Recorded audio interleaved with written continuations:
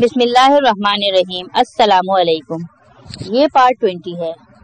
معزز خواتین و حضرات، آج ہم آپ کے لیے کتاب لا رہے ہیں بلال رضی اللہ تعالی عنہ، مصنف سلیم گیلانی، آواز ہنا احمد۔ معزز خواتین و حضرات، یہ کتاب آپ کے لیے بک شیئر پاکستان آڈیو لائبریری کی جانب سے پیش کی جا رہی ہے۔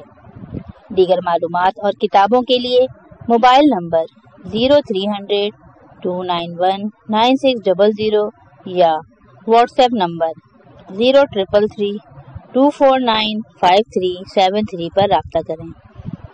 یہ کتاب آپ کے لیے علی رضا صاحب نے اسپانسر کی ہے۔ اس کتاب کے ٹوٹل صفحات 410 ہیں۔ تو آئیے سنتے ہیں پارٹ 20 صفحہ نمبر 341 سے۔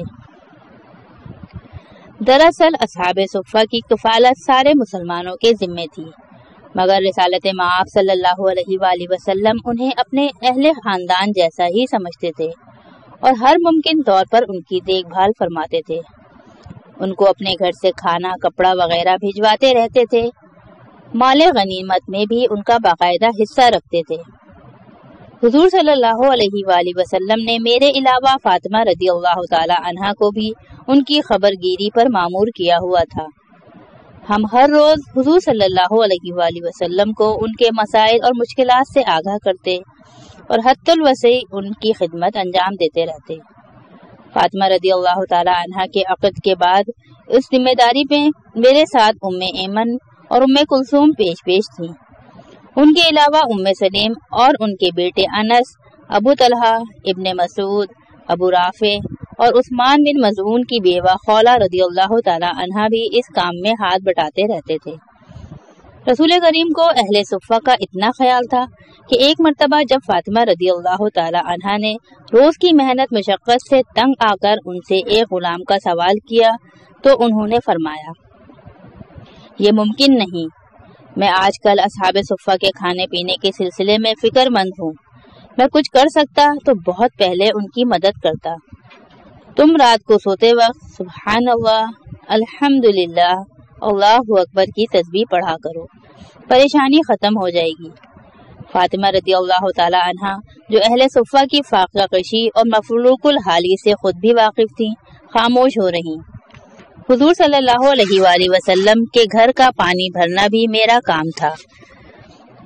کبھی کبھار کھانا پکانے میں بھی مدد دے دیا کرتا تھا اور آٹا تو اکثر میں ہی گوندا کرتا تھا۔ حضور صلی اللہ علیہ وآلہ وسلم خود بھی کبھی کبھی آٹا گوند دیا کرتے تھے، بلکہ وہ اکثر امہات المومنین کے ساتھ گھر کے کام کاج میں ہاتھ بٹایا کرتے تھے۔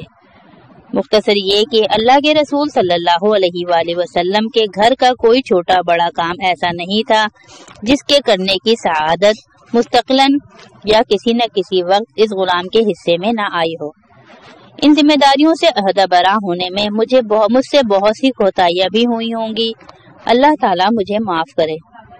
میں بلال سیاہ فام، غلام ابن غلام، نبی عالی مقام صلی اللہ علیہ وآلہ وسلم کا مدار المہام، ان کا بے دام غلام، ان کا معتمد خاص، داروغہ مبتخ، باورچی، ہر کارا، سقا، چوبدار، چوکیدار، عصا بردار، پیشکار، مہماندار، ذاتی خدمت گزار، معلن، خازن، ہر صبح ان کو نماز کے لیے بیدار کرنے والا اور ان کا خاص مؤذن تھا۔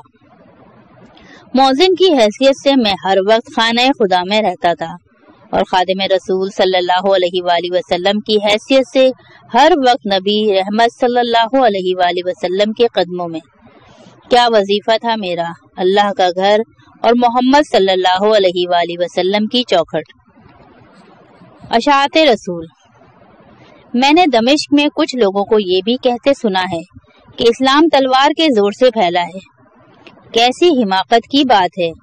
وہ لوگ یہ چھوٹا سا نقطہ نہیں سمجھتے کہ دین فصل کاٹنے کا نہیں، فصل بونے کا نام ہے۔ صرف اللہ تعالیٰ فصل کاٹتا ہے، اس سے ڈرنا چاہیے۔ ایسی غیر سنجیدہ سطحی باتیں ذہنی عیاشی کے دائرے میں تو آ جاتی ہیں، لیکن منصفانہ ذمہ دارانہ سوچ کی کسوٹی پر پوری نہیں اترتی۔ مجھ جیسے لوگوں کو جنہوں نے اسلام کو ایک بیج سے تناور درخت بنتے ہوئے دیکھا ہے، ایسی باتیں بڑی بچکانہ محسوس ہوتی ہیں۔ کہاں ہماری تربیت کی احتیاطیں کہ زبان کٹ جائے جو ایک لفظ بھی ادھر کا ادھر ہو جائے، لفظ تو لفظ، لہجہ بھی غلط ہو جائے تو گرفت میں آ جائیں، اور کہاں یہ اللے تللے کہ جو جی میں آیا بغیر سوچے سمجھے، بغیر تصدیق کیے کہہ ڈالا۔ دراصل ہماری تربیت میں احتیاط کا عنصر ہمارے دین کا صدقہ ہے۔ یہ اللہ کا کلام ہے، یہ کلمات اللہ کے رسول صلی اللہ علیہ وآلہ وسلم کے ہیں۔ یہ بات اللہ کے رسول صلی اللہ علیہ وآلہ وسلم نے اللہ تعالیٰ کے حکم کے تحت کی ہے۔ یہ قول ان کی اپنی ذاتی حیثیت میں ہے۔ یہ فرض ہے، یہ واجب ہے، یہ حرام ہے، یہ سنت ہے، یہ مستحب ہے، یہ مباح ہے، یہ مکروہ ہے۔ کس قدر التزام سے ہمیں ان کے فرق سمجھائے جاتے ہیں۔ کلام الہی کے بیان کرنے کے، پڑھنے کے، سننے کے اور ان پر عمل کرنے کے آداب الگ بتائے جاتے ہیں، اور رسول کریم صلی اللہ علیہ وآلہ وسلم کے الفاظ کو کلام الہی سے واضح طور پر الگ کر کے ان پر عمل کرنے اور ان کی اشاعت کرنے کے آداب الگ سکھائے جاتے تھے۔ ہم اللہ تعالیٰ کے الفاظ کی توجیہ اپنے نبی صلی اللہ علیہ وآلہ وسلم کی زبان سے سنتے اور ان کے عمل میں دیکھتے، ان کا بغور مطالعہ کرتے، اور جو دیکھتے سنتے اسے ذہنوں میں محفوظ کر لیتے، اور اسی طرح حرف بحرف لوگوں کو منتقل کر دیتے۔ ہمیں نہ صرف ان پر غور و فکر کی اجازت تھی بلکہ حکم تھا، لیکن کسی قسم کی رائے زنی اور حاشیہ آرائی گناہ عظیم کے زمرے میں آتی تھی، اور ہم سب کو اپنی عاقبت عزیز تھی۔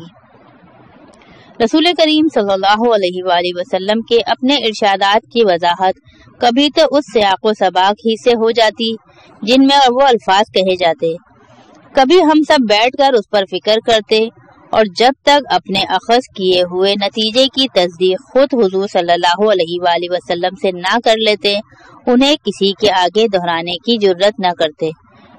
نبی کریم صلی اللہ علیہ وآلہ وسلم کا اس سلسلے میں واضح ارشاد ہے کہ جو شخص کسی کی سنی سنائی بات کو بلا تصدیق کسی اور کے سامنے دہرائے وہ کاذب ہے۔ بعض دفعہ ایک ایک لفظ کی تشریح و توجیہ اور اس کے محل استعمال پر کئی دن صرف ہو جاتے۔ ان سب احتیاطوں کے باوجود جو لفظ ہم اللہ اور رسول صلی اللہ علیہ وآلہ وسلم کی طرف منسوب کرتے، اللہ تعالیٰ سے اپنے ممکنہ بشری سہو کی ہزار معافیاں مانگ کے اور جس کے سامنے بیان کرتے اس کو بھی تلقین کرتے کہ وہ مزید تصدیق کر لے۔ یہ سب کچھ اس لیے تھا کہ مسلمان اپنے ہر قول و فعل کے لیے صرف اور صرف اپنے اللہ کو جواب دہ ہے، اور وہ کسی صورت میں بھی اللہ کی گرفت میں نہیں آنا چاہتا۔ میرے دمشق کے دوستوں پر کبھی ایسی ذمہ داری پڑی ہی نہیں، ان پر تحقیق و تصدیق کے دور گزرے ہی نہیں، اس لیے مجھے ان کی باتوں پر غصہ نہیں، ترس آتا ہے۔ اللہ تعالیٰ بنی نوع انسان کو اس کی فکری سطحیت کے شر سے محفوظ رکھے۔ میں جب ان سے پوچھتا ہوں کہ کوئی ایک فرد، ایک شہر، ایک قبیلہ مثال کے طور پر پیش کریں جسے اسلام لانے پر مجبور کیا گیا ہو، تو اس کا ان کے پاس کوئی جواب نہیں ہوتا۔ انہیں غالباً یہ علم بھی نہیں کہ اگر کوئی مسلمان کسی کو زبردستی اسلام لانے پر مجبور کرے تو وہ شاید نہیں حتمی طور پر دوزخ میں جائے گا۔ اس معاملے میں اللہ تعالیٰ کا انتباہ مختصر مگر دو ٹوک ہے۔ لا اکراہ فی الدین، یعنی دین میں کوئی جبر نہیں، کوئی تلوار، کوئی دھمکی، کوئی دھونس، کوئی لالچ، کوئی دباؤ، کوئی رشوت انسان کو اہل ایمان نہیں بنا سکتی۔ اس فیصلے کا تو بندہ مجاز ہی نہیں ہے، یہ ذات وحدہ لا شریک ہے جو طے کرتی ہے کہ کسے ایمان لانے کی توفیق دی جائے گی۔ سورہ یونس میں اللہ تعالیٰ نے تمام انسانوں سے دمشق کے دانشوروں سمیت یہ سوال پوچھتا ہے، اگر آپ کا پروردگار چاہتا تو روئے زمین پر جتنے بھی لوگ ہیں سب کے سب ایمان لے آتے، سو کیا آپ لوگوں پر جبر کر سکتے ہیں جس سے وہ ایمان لے آئیں؟ کسی شخص کو یہ قدرت حاصل نہیں کہ وہ ایمان لے آئے بجز مشیت الہی کے۔ آیات نمبر 99 اور 100۔ پھر کون کہہ سکتا ہے کہ اسلام تلوار کے زور سے پھیلا؟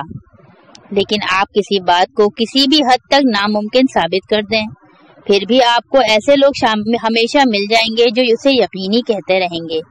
اس قسم کی باتیں کرنے سے پہلے انہوں نے اتنا تو التفات فرمایا ہوتا کہ اگر اسلام کو تلوار ہی کے ذریعے پھیلانا مقصود ہوتا تو استدلال کی کیا ضرورت تھی جو قرآن کریم کے 2/3 سے زیادہ حصے پر پھیلا ہوا ہے۔ اتنا ضرور ہوا کہ ہمیں تشدد کے خلاف جہاد کا حکم مل گیا، اور تشدد کی بھی یہی وجہ تھی کہ دشمنان اسلام کے پاس اسلام کے دلائل کا کوئی جواب نہیں تھا، اور وہ ضد ہو کر ہمیں اپنی طاقت سے کچلنا چاہتے تھے۔ بعض حالات جنگ پر مجبور بھی کر دیتے تھے۔ توریت کا خدا بھی قرآن کے خدا سے زیادہ نرم دل نہیں تھا۔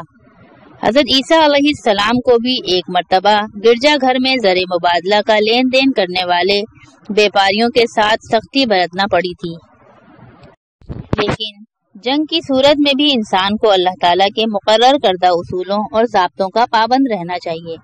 انسان جنگل کے قانون کو اپنی تہذیب کی ضد کے طور پر پیش کرتا نہیں تھکتا، مگر اس قانون میں بھی جو سختی نظر آتی ہے وہ جانوروں کی جسمانی ضروریات کے تقاضوں کے تحت ہوتی ہے۔ جانور جو کبھی کسی پر ظلم نہیں کرتے، کبھی کمینگی کا مظاہرہ نہیں کرتے، کبھی ہوائے نفس یا خودسری کی خاطر اللہ تعالیٰ کی مقرر کردہ حدود نہیں پھلانگتے، یہ صرف انسان ہی ہے جو گرتا ہے تو اسفل السافلین ہو جاتا ہے۔ پیغمبران سلف اور الہامی کتابوں پر ایمان لائے بغیر جن کا دین ہی مکمل نہیں ہو سکتا، ان سے غیر مذہبوں کے پیروکاروں پر جبر کی توقع سراسر بدگمانی ہے۔ ہم نے اسلام ظلم و تشدد سے نہیں پھیلایا، محبت اور اصولوں سے لوگوں کے دل جیتے ہیں۔ نبی صلی اللہ علیہ وآلہ وسلم کی وفات۔ اللہ تعالیٰ نے اپنے آخری پیغمبر صلی اللہ علیہ وآلہ وسلم کی وفات کو آسان بنا دیا۔ انہوں نے 632 سن عیسوی میں انتقال فرمایا۔ سارے شہر میں سناٹا تھا، گھر گھر سے سسکیوں کی آواز ابھر رہی تھی۔ انسان مرگ انبوں میں وفات پائے، ہزاروں لوگوں کے ساتھ جنگ میں جان دے یا کسی وبائی مرض میں مبتلا ہو کر اس دار فانی سے رخصت ہو، اس کی موت اس کی اپنی موت ہوتی ہے۔ موت میں شراکت نہیں ہوتی، کسی کو کسی اور کی موت کو سمجھنے کی توفیق نہیں دی جاتی۔ لوگ محض دوسروں کی وفات کی تفصیل بتا سکتے ہیں یا ان وجوہ اور امراض کا ذکر کر سکتے ہیں جن سے موت واقع ہوئی ہو، جیسا کہ میں ذکر کر رہا ہوں۔ رسول اللہ صلی اللہ علیہ وآلہ وسلم کے آخری لمحات کے بارے میں یہی کہہ سکتا ہوں کہ ان کی وفات نہ تو اچانک ہوئی، نہ متوقع، نہ اسے کاملہ پرسکون کہا جا سکتا ہے، نہ سختی اور شدت لیے ہوئے، نہ یہ ایک عام واقعہ تھا اور نہ اسے غیر معمولی کہا جا سکتا ہے۔ پھر بھی یہ ایک پیغمبر کی وفات تھی، جس قادر مطلق نے عرش معلی پر ان کے نور کی شمع جلائی، اسی نے انہیں اپنے پاس بلا لیا۔ میں نے حسب معمول صبح انہیں بیدار کیا، وہ باہر تشریف لائے، مگر ان کی حرکات و سکنات میں روزمرہ جیسی چستی نہیں تھی۔ سر درد کی شکایت کر رہے تھے۔ مجھے کہا میں ان کی پیشانی پر ہاتھ رکھ کر دیکھوں کہیں بخار تو نہیں۔ میں نے عرض کی کہ پیشانی گرم ہے۔ حضور صلی اللہ علیہ وآلہ وسلم آرام فرمائے، لیکن انہوں نے میرے ساتھ مسجد جانے پر اصرار کیا۔ چلنے لگے تو نقاہت محسوس کر رہے تھے۔ میرا بازو تھام لیا، میں انہیں اپنے ساتھ لگا کر چلنے لگا۔ چلتے چلتے وہ اچانک رک گئے اور کہنے لگے، بلال، تمہیں یاد ہے جب ہماری پہلی ملاقات ہوئی تھی؟ اس دن بھی ہم ایسے ہی چل رہے تھے، لیکن اس دن میں نے تمہیں سہارا دیا ہوا تھا۔ یہ کہہ کر وہ ہنس پڑے۔ میں نے بھی ہنستے ہوئے کہا، 22 سال پہلے کی بات ہے۔ انہوں نے فرمایا، نہیں بلال، نہیں، کل کی بات ہے۔ سارا دن بخار تیز ہوتا گیا، دوسرے دن صبح اور بھی زیادہ تھا، مگر پھر بھی وہ بستر سے اٹھے اور اپنی آواز کی نقاہت اور ہاتھوں کی لرزش کے باوجود امامت فرمائی۔ تیسرے اور چوتھے دن بھی صورتحال ایسی ہی رہی۔ 5ویں دن جب میں نے صبح دروازے پر دستک دی تو دروازہ عائشہ رضی اللہ تعالی عنہا نے کھولا۔ چہرے پر بہت پریشانی تھی۔ ان کے عقب سے رسول کریم صلی اللہ علیہ وآلہ وسلم کے کراہنے کی آواز آ رہی تھی۔ انہیں سانس لینے میں دشواری ہو رہی تھی۔ عائشہ رضی اللہ تعالی عنہا نے مجھے ایک بالٹی دی اور ٹھنڈا پانی لانے کے لیے کہا۔ میں بالٹی لیتے ہی دوڑ پڑا۔ ایک کنواں، دوسرا کنواں، تیسرا چھوڑتا ہوا اس کنویں پہ پہنچا جس کا پانی مدینے میں سب سے ٹھنڈا تھا۔ بالٹی رسی سے باندھ کر جلدی سے کنویں میں ڈالی تو کنویں کی تہ میں ایک چھپاکا ہوا۔ مجھے وہ آواز آج بھی یاد ہے۔ میں دل ہی دل میں سوچ رہا تھا کہ اس پانی کی ٹھنڈک فوراً ہی حضور صلی اللہ علیہ وآلہ وسلم کے جسم کی حدت ختم کر دے گی۔ پانی لے کر جلدی سے واپس گیا اور عائشہ رضی اللہ تعالی عنہا کے حوالے کیا۔ میرے پاس اتنا ہی وقت تھا کیونکہ دن چڑھنے سے پہلے مجھے اپنے فرض سے سبکدوش ہونا تھا۔ میں جانتا تھا اگر حضور صلی اللہ علیہ وآلہ وسلم کے کانوں میں اذان کی آواز نہ پڑتی تو وہ اپنی بیماری کی تکلیف سے بھی زیادہ تکلیف محسوس کریں گے۔ اذان دے کر میں نے پھر عائشہ رضی اللہ تعالی عنہا کے حجرے پر دستک دی۔ چہرے کی پریشانی کچھ کم تھی، میرے دل کو بھی ذرا اطمینان ہوا۔ عائشہ رضی اللہ تعالی عنہا نے کہا، رسول اللہ صلی اللہ علیہ وآلہ وسلم نے تمہارے لیے یہ پیغام دیا ہے کہ آج سے بہتر اذان تم نے کبھی نہیں دی۔ ذاتی طور پر مجھے اس سے اتفاق نہیں تھا۔ میرے خیال میں نے کئی بار اس سے زیادہ تاثر میں ڈوبی ہوئی اذانیں دی تھیں۔ اس صبح تو ہوا بھی اتنی تیز تھی اور درختوں کے پتوں کی سرسراہٹ نے بھی میری آواز کی بہت سی خوبیوں کو دبا دیا تھا۔ میری آواز میں وہ رچاؤ ہی پیدا نہیں ہونے پایا تھا جو میں اکثر محسوس کیا کرتا تھا۔ میرا جی چاہتا تھا میں ہوا کو ساکن کر دوں، پتوں کی سرسراہٹ روک دوں، پھر شہادت رسالت کے الفاظ پر میرے ذہن میں اپنے نبی صلی اللہ علیہ وآلہ وسلم کی تکلیف کا خیال آ گیا تھا جس نے مجھے پریشان کر دیا تھا۔ لیکن ہر مؤذن کو یہ جاننا ضروری ہے کہ اس کی اذان کا حسن کانوں سے نہیں دل سے پرکھا جاتا ہے۔ کان تو محض ایک بیرونی آلہ ہیں، دل انسان کا باطن ہے۔ اگر سرور کائنات صلی اللہ علیہ وآلہ وسلم نے ارشاد فرمایا کہ یہ میری بہترین اذان تھی تو واقعی وہ بہترین تھی۔ 2 دن تک ان پر غشی کے دورے پڑتے رہے، کبھی ہوش آ جاتا، کبھی بے ہوشی طاری ہو جاتی۔ میں اس تمام عرصے میں ان کی چوکھٹ پر بیٹھا رہا۔ جب مجھے پانی لانے کے لیے کہا جاتا میں دوڑ پڑتا۔ دوڑنے سے مجھے اپنے ذہن کا بوجھ ہلکا محسوس ہوتا تھا۔ لگتا تھا میرا ہر قدم ان کی بیماری دور کر رہا ہے۔ یہ میں نہیں جانتا تھا کہ ہر قدم پر منزل دور ہوتی جا رہی ہے۔ میں ہر دفعہ ایک نئے کنویں سے پانی لے کر آتا، اس خیال سے کہ اگر ایک کنویں کے پانی سے بیماری دور نہیں ہوئی تو شاید دوسرے کنویں کے پانی میں کوئی ایسی تاثیر ہو جس سے افاقہ ہو جائے۔ اس طرح ایک ایک کر کے میں نے مدینے کے 7 کنووں کا پانی لا کر دیا۔ عائشہ رضی اللہ تعالی عنہا نے یہ پانی الگ الگ 7 برتنوں میں رکھ لیے تھے۔ یہ برتن دیگر ازواج مطہرات کے حجروں سے آئے تھے۔ عائشہ رضی اللہ تعالی عنہا باری باری ان میں کپڑا بھگو کر حضور صلی اللہ علیہ وآلہ وسلم کے بدن پر رکھتی تاکہ بخار کی حدت کم ہو جائے۔ 8ویں دن حضور صلی اللہ علیہ وآلہ وسلم کی حالت میں اچانک ایک تبدیلی آئی۔ صبح انہوں نے دروازہ خود کھولا اور باہر تشریف لے آئے۔ سر پر سفید پٹی بندھی ہوئی تھی۔ اتنے میں عبید اللہ بن عبداللہ رضی اللہ تعالی عنہ آئے اور حضور صلی اللہ علیہ وآلہ وسلم سے عرض کی کہ لوگ آپ کے ساتھ نماز پڑھنے کے لیے بےتاب ہیں۔ حضور صلی اللہ علیہ وآلہ وسلم نے مجھے فرمایا کہ میں ابو بکر رضی اللہ تعالی عنہ سے نماز کی امامت کے لیے کہوں۔ یہ حکم سن کر میں چلنے ہی والا تھا کہ عائشہ رضی اللہ تعالی عنہ نے ان سے عرض کی، میرے والد بہت رقیق القلب ہیں، ان کی آواز بھی بہت دھیمی ہے، ویسے بھی قرآن کی تلاوت کرتے وقت ان پر رقت طاری ہو جاتی ہے، وہ آپ کی جگہ محراب نبوی میں کھڑے ہو کر نماز نہیں پڑھا سکیں گے۔ یہ سن کر محسن عالم صلی اللہ علیہ وآلہ وسلم نے مجھے دوبارہ حکم دیا کہ میں ابو بکر رضی اللہ تعالی عنہ کو ان کا پیغام پہنچا دوں۔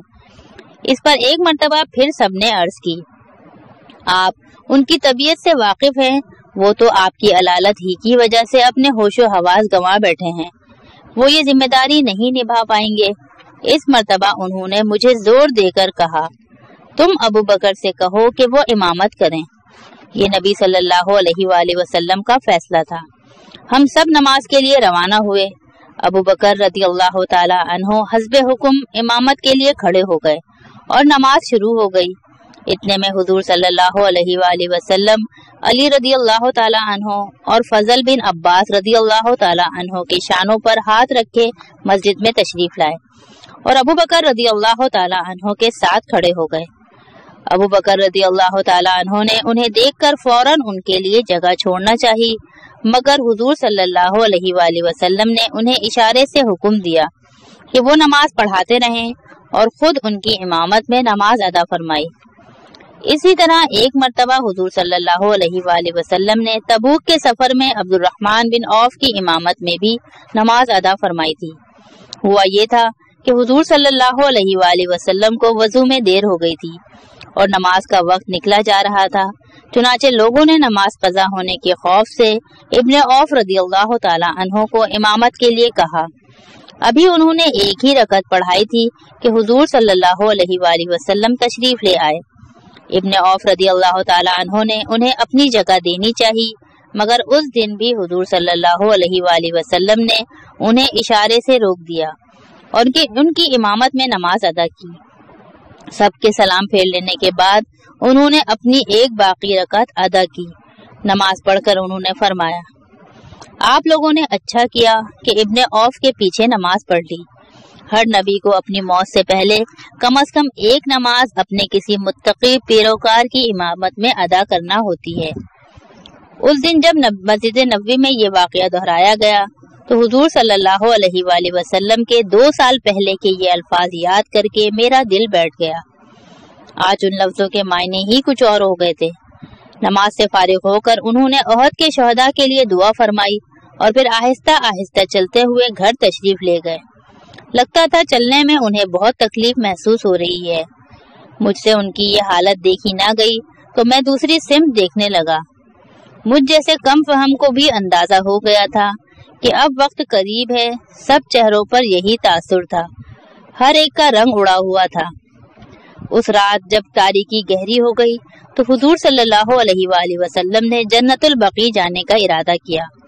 میں اور علی رضی اللہ تعالی عنہ بھی ساتھ ہو لیے، اس خیال سے کہ کہیں ضعف کی وجہ سے گر نہ پڑیں، مگر ہم نے دیکھا کہ ان کے قدم نہایت مضبوطی سے پڑ رہے تھے۔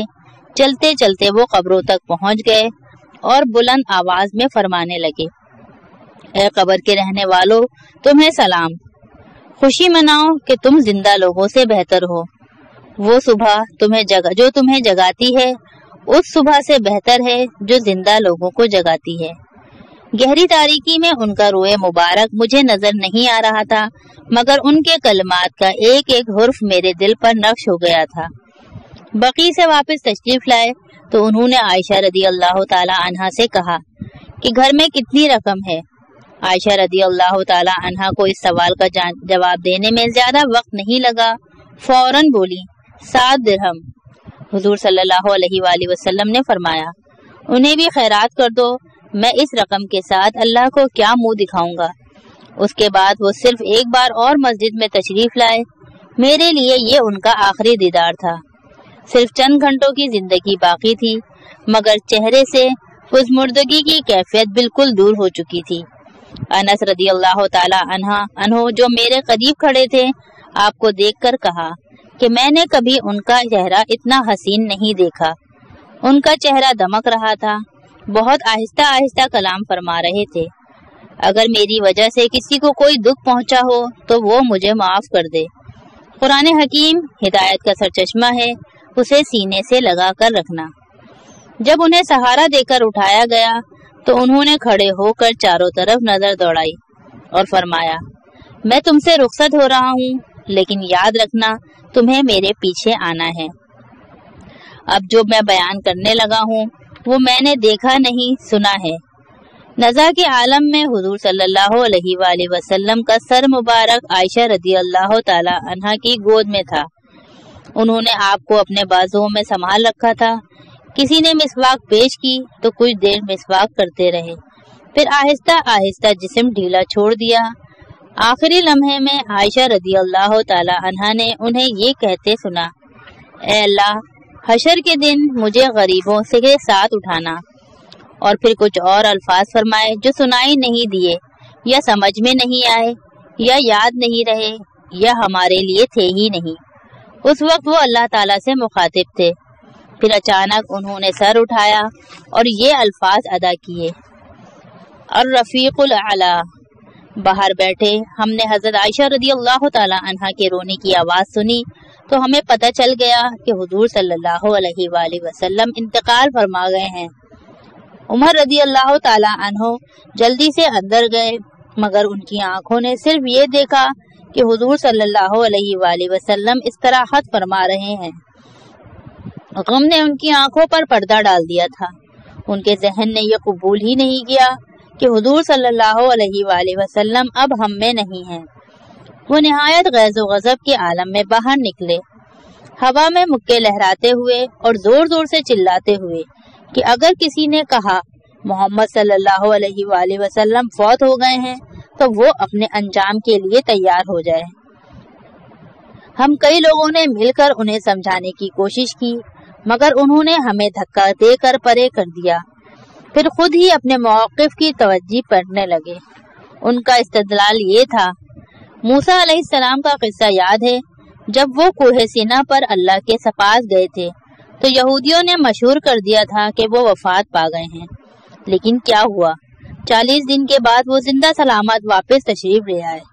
محمد صلی اللہ علیہ وآلہ وسلم بھی 40 دن بعد انہی طرح واپس آ جائیں گے۔